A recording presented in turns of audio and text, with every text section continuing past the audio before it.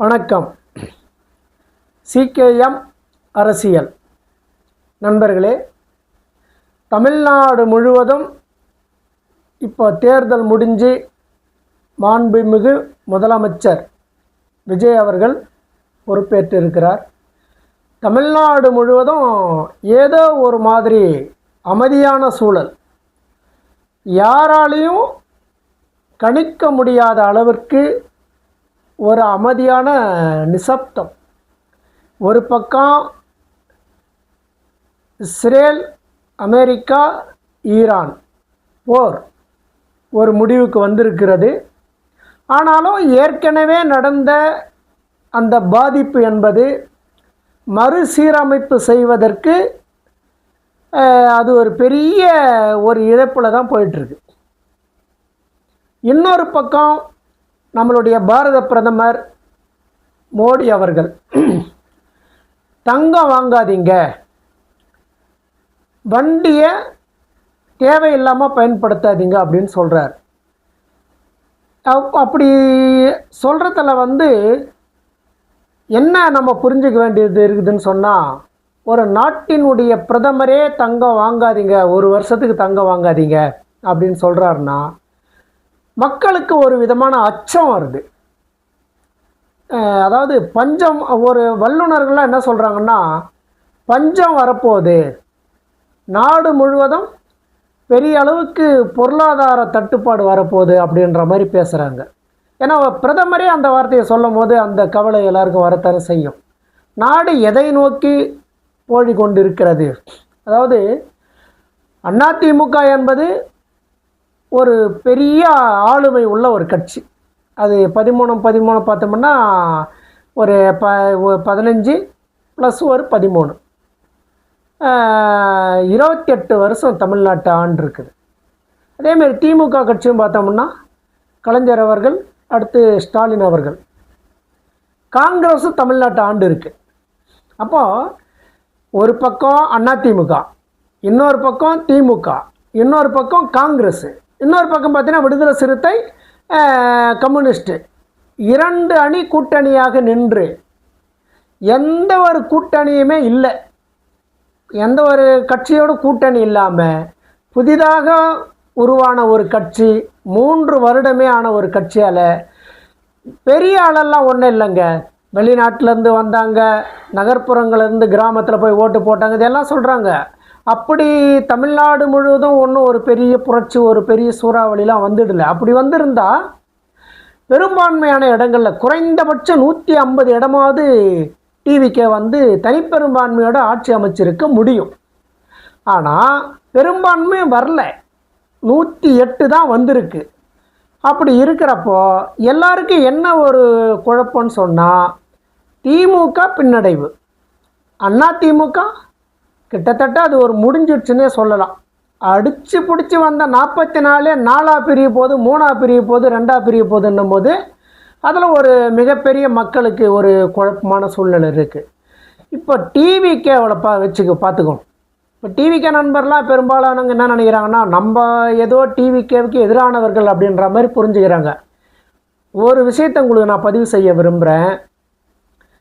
இந்து பத்திரிகையினுடைய ஆசிரியர், முன்னாள் ஆசிரியர் ராமன் அவர்கிட்ட சன் டிவிலேருந்து ஒரு பேட்டி கேட்குறாங்க. எலெக்ஷன் டைமில் ரிசல்ட் அதாவது வாக்கு எண்ணிட்டே இருக்கிறாங்க. அப்போ ஒரு பதில் சொல்லுவார் பாருங்கள். டிவிக்கே பெரிய அளவில் முன்னிலையில் வருது அப்படின்னு கேட்பாங்க. அப்போ ஒரு வார்த்தை சொல்லுவார், நல்லது தானேன்னு விடுவார் உடனே. அது தப்புன்ற வார்த்தை அவர் சொல்லலை. ஏன் அவர் சொல்கிறாருன்னா, ஒரு கட்சி ஆளுங்கட்சியாக வருகிறப்போ தாவேகா 2வது இடம் ஒரு எதிர்கட்சியாக ஒரு ஸ்ட்ராங்கான இடத்தில் வருகிறது என்றால் அது வரவேற்கக்கூடியது.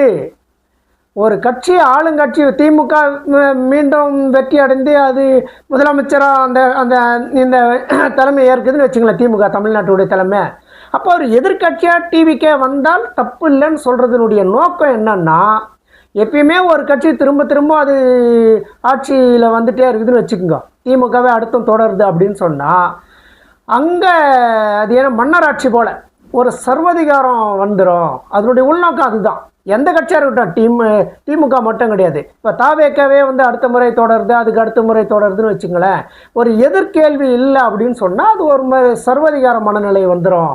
அப்படி திமுக வரக்கூடாதுன்னு சொன்னால் தாவேக்கா 2வது இடம் வருவது சரியில்லைன்றது தான் ஐயா ராமன் அவர்களுடைய கருத்து. நம்ம அதுதான் இங்கே பதிவு பண்ண விரும்புகிறோம்.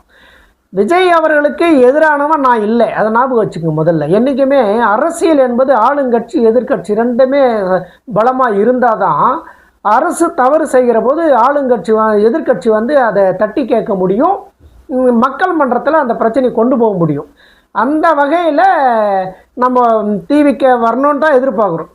என்ன உடனடியாக அது ஆட்சி அமைச்சிடுச்சு அப்படின்னு சொன்னால் அதில் இருக்கிறவங்களாம் யார்? நமக்கு ஒரு கேள்வி இருக்குது. நான் வந்து அவருடைய விழுப்புரம் நடந்த மாநாடும் சரி, கரூரில் நடந்த மாநாடும் இது இப்போ அதாவது பொதுக்கூட்டமாக மாநாடுலாம் கிடையாது. அது வந்து பிரச்சார பயணம்தான். அந்த மாதிரி அவர் எங்கெல்லாம் பிரச்சாரம் போனோன்னா அதெல்லாம் ஒரு சில இடத்த நான் நேரடியாக பார்த்துருக்குறேன். நமக்கு கிடைச்சது என்னன்னா, அவர் வண்டி போகும்போது பைக் எடுத்துன்னு உயிரை பணையமாக வச்சு ஓடினவன் பார்த்த இளைஞரை பார்த்துருக்குறோம்.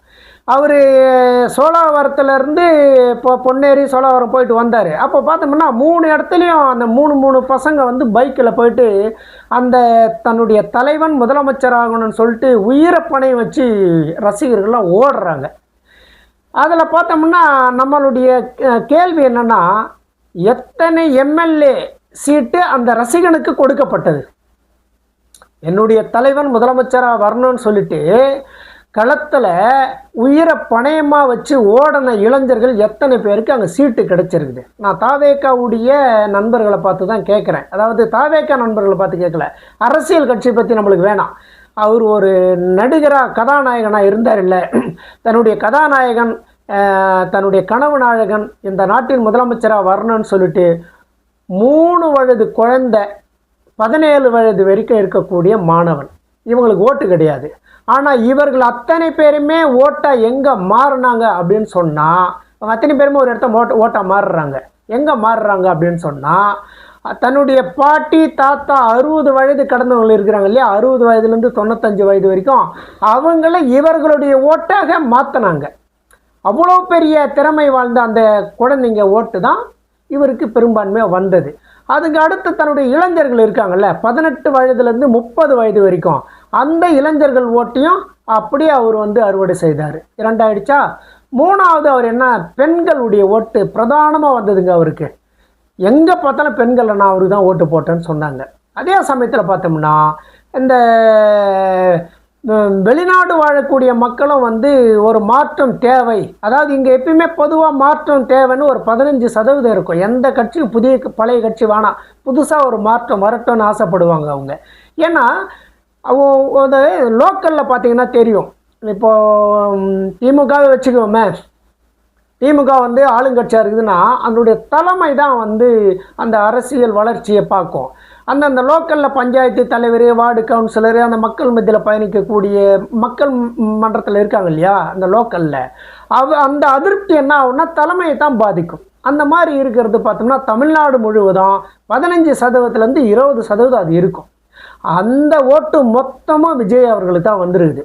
இப்போ நம்ம எல்லாரும் என்ன சொல்லுவாங்கன்னா, எல்லாரும் சொன்னதான் நான் சொல்லலை, அது எல்லாருக்கும் ஒரு டவுட் வருது, இந்த இவிஎம் மூலயமா விஜய் வந்துட்டார் அப்படின்னு சொல்லுவாங்க. நம்ம கூட சில சமயத்தில் அதை பேசியிருக்கிறோம். இவிஎம் மூலயமா விஜய் தடுத்துருக்காரா அப்படின்னு ஒரு சந்தேகம் வந்துடுச்சு. ஏன்னா எங்கே பார்த்தாலும் விஜய், தாவேக்கா, டிவிகே. நீங்கள் யாரை கேளுங்களேன், நான் டிவிகேக்கு ஓட்டு போட்டேன். ஏன் போட்டீங்க? எங்கள் தலைவன் வரணும், இந்த இளைஞர்கள்லாம் சொல்கிறது, இந்த இளைஞர் பெண்கள்லாம் சொல்கிறது. சரி, வயதானவங்களும் போட்டிருக்காங்க, நீங்கள் இப்போ விஜய்க்கு போட்டிங்க அப்படின்னு கேட்டால் அவங்க சொல்கிறாங்க, என் பேத்தி கேட்டதுப்பா, என் பேரன் கேட்டான்பா, என் பேரன் எது கேட்டாலும் நான் வாங்கி கொடுத்துருவோம்பா, அவன் கேட்டதுனால நான் தட்டி கழிக்க முடியலப்பான்னா. அவங்களுக்கு அரசியல்லாம் தெரியாது. அவங்கள பொறுத்த வரைக்கும் என்னுடைய பேரன் என்னுடைய பேத்தி கேட்டாங்க அதனால் செஞ்சேன்ற.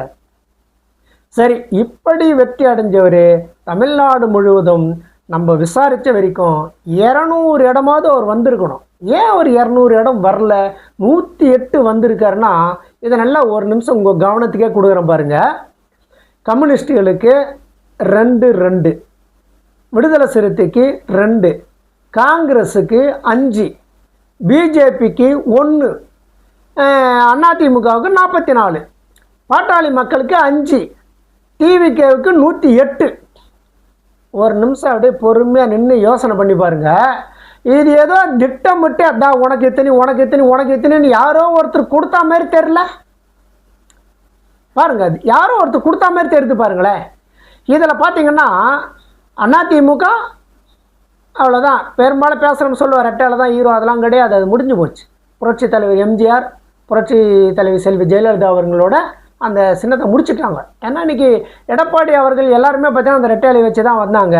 இன்றைக்கி அதிலே 2ஆ 3ஆ பிரிஞ்சு பதவி ஆசை வந்து அது அது அவங்க அரசியல் நம்ம விட்டுட்டு போக முடியாது. ஏன்னா இது மக்கள் களம், தனிப்பெரும்பான்மை. நம்ம அதை தான் பேசுகிறோம். பெரும்பான்மையான விஜயுடைய ரசிகர்கள்லாம் நம்மளுக்கு என்ன சொல்கிறாங்கன்னா, நம்மளை கோவப்படுறாங்க, நமக்கு எதிரான விமர்சனம் செய்கிறாங்க. நண்பர்களே, நான் சொல்கிறது ஒரு விஷயம் நல்லா புரிஞ்சுக்குங்க.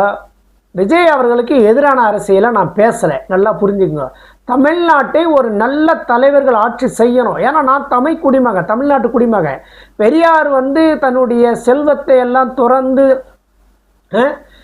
அவர் வந்து அந்த ஜாதியை பேச வேணாம், அந்த ஜாதியை வேணாம் தூக்கி போட்டு நான் வெறும் ராமசாமி தான் அப்படின்னு சொன்னார். ராமசாமி நாயக்கர்ன்றப்போ அந்த நாயக்கர்ன்ற ஜாதியை தூக்கி போட்டு நான் வெறிய நாயக்கன்னு சொன்னார். அவர் எல்லா வீட்லேயும் சமமாக போய் சாப்பிட்டார். அவருடைய அரசியலை பேசலாம் தொடர்ந்து. அப்படி இருக்கிறப்போ விஜய் அவர்கள் அரசியலுக்கு வருவதை உண்மையிலே வரவேற்கக்கூடிய இடத்துல நான் இருக்கிறேன். திமுக 5 வருஷம்னா விஜய் அவர்கள் 5 வருஷம், அதிமுக 5 வருஷம், அப்படி மாறி மாறி வருகிறப்போ தமிழ்நாடு வளர்ச்சி அடையும். நல்லா ஞாபகம் வச்சுக்கோங்க. ஒரே கட்சி ஆளுவதை எந்த மாநிலமும் ஏற்காது, எந்த நாடுமே ஏற்காது. ஆனால் ஆட்சி மாறுகிற போது மக்களுக்கு ஏதேனும் நம்ம செஞ்சு நம்மளுடைய பேரை நிலைநிறுத்தணுன்றது தான் ஆட்சியாளர்களுடைய கனவாக இருக்க முடியும். இப்போ நான் சொன்னேன் இல்லைங்களா, ஒரு கிராமத்தில் இருக்கக்கூடிய ஒரு கட்சியினுடைய தொண்டன் செய்கிற தவறு தலைமையை பாதிக்குன்னு சொல்லிட்டு, அதே போல் அதிமுகவுலேயும் அது நடந்திருக்கு, திமுகவுலேயும் அந்த அதிருப்தி இருந்திருக்கு. இப்போ தாவேகா இதுலேயும் இப்போவே ஆரம்பிச்சிடுச்சு. இப்போ பார்த்தீங்கன்னா அதாவது திமுக அரசு 2000 கொடுப்பண்ணது, இவர் என்ன சொன்னார் 2500 கொடுப்பண்ணார். பஸ்ஸை தமிழ்நாடு முழுவதும் நான் ஃப்ரீயாக கொடுப்பண்ணார். இந்த இலவசம் திமுகவுக்கு போட்டி போட்டு தான் தாவேகா கொடுத்தது. அவர் என்ன சொன்னார், இலவசங்களை இப்போ இது நாம் படிக்கலாமா அப்படின்னு ஒரு பெரிய நீண்ட பட்டியலே படித்தார். ஆட்சிக்கு வந்துட்டார். ஆனால் அந்த இலவசத்தை எதிர்பார்த்து மக்கள் ஓட்டு போடலன்னு வச்சுக்கோங்க, அது வேறு விஷயம். மக்களுக்கு பெரும்பாலும் இலவசனாலே பிடிக்காது. நம்மளுக்கும் அந்த இலவசத்தில் உடன்பாடு இல்லை. அது தனியாக விரிவாக பொறுமையாக பேசணும். எடுத்தம் கவுத்தன் பேசினா அது தப்பாக வந்து முடிஞ்சிடும். இலவசம் என்பது யாருக்கு தேவை யாருக்கு தேவையில்லை என்ன அந்த அரசனுடைய வேலை. அது நாடும் வளர்ச்சி அடையணும், ரோடும் நல்லா இருக்கணும், கல்வி பாடசாலைகளும் அதாவது நல்ல சிறப்பான முறையில் இருக்கணும், மருத்துவமனை சிறப்பாக இருக்கணும். அதாவது ஏழை பணக்காரன்ற பாகுபாடு இல்லாமல் எல்லோருக்கும் எல்லாம் கிடைக்க வேண்டும் என்று நினைக்கக்கூடியவன் தான் நான். அந்த அடிப்படையில் எந்த அரசு செய்தாலும் அதை வரவேற்கக்கூடியவர் தான் நம்ம. இப்போ இவரை வந்து நம்மளுடைய கேள்வி என்னன்னா, இவருடைய கட்சியில் இருக்கக்கூடிய எம்எல்ஏக்கள் பெரும்பாலும் வேறு கட்சியிலிருந்து வந்தவங்க தான். இவருடைய டிவிகேவுடைய ரசிகர்கள் விரலை விட்டு எண்ணக்கூடிய அளவில் இப்போ உதாரணமாக சொல்லிடலாம். எப்பயுமே பார்த்தோம்னா நீட் தேர்வில் சாலை ஓரத்தில் செருப்பு தைக்கக்கூடிய மகள் நீட் தேர்வில் பாஸ் ஆகிட்டா அப்படின்னு விடுவாங்க. இது ஏதோ திட்டமிட்டு செய்கிற மாதிரியே பண்ணுவாங்க. 100ல் 1 எதனா ஒன்று கொடுத்துட்டு அதை காரணம் காட்டிகிட்டு இருப்பாங்க. இது வந்து ஒரு தந்திரம்.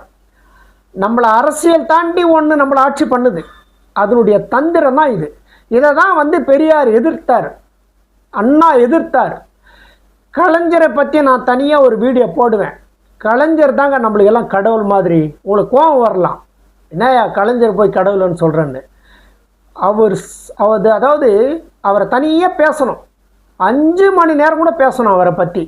அவரை நான் தனியாக ஒரு வீடியோ போடுறேன், அதில் பாருங்க கலைஞர் என்னென்ன செய்தார், எதெல்லாம் அவர் தன்னுடைய சுமையாக வாங்கிட்டாருன்ட்டு. உடனே நீங்கள் எல்லாருமே ஏமாண்ணே நீ கலைஞருக்கு சாதகமாக பேசுகிற, நீ திமுககாரன், அந்த மாதிரி வந்துடாதீங்க. சராசரியாக இந்த நாட்டில் எது நமக்கு தேவை எது நமக்கு தேவையில்லை. இப்போ நம்ம வந்து டிவிக்கு வந்து வருஷங்களில் ஆண்டு இல்லை, இப்போ தான் வந்துருக்குது, 1 வருஷம் தான் ஆயிருக்குது. என்ன அந்த மந்திரி சபை அமைக்கணும், இன்னும் அவர் வந்து வல்லுநர்களை அமைச்சு அவர் என்னென்ன செய்கிறாருன்னு பார்க்கலாம். அதில் என்ன நம்மளுக்கு வருத்தம் அடைகிற ஒரு செய்தியாக இருக்குதுன்னா, இந்த ஃபேஸ்புக்கு, வாட்ஸ்அப்பு, இன்ஸ்டாகிராம் இதில் தான் அவருடைய அரசியல் போயிட்டுருக்கு.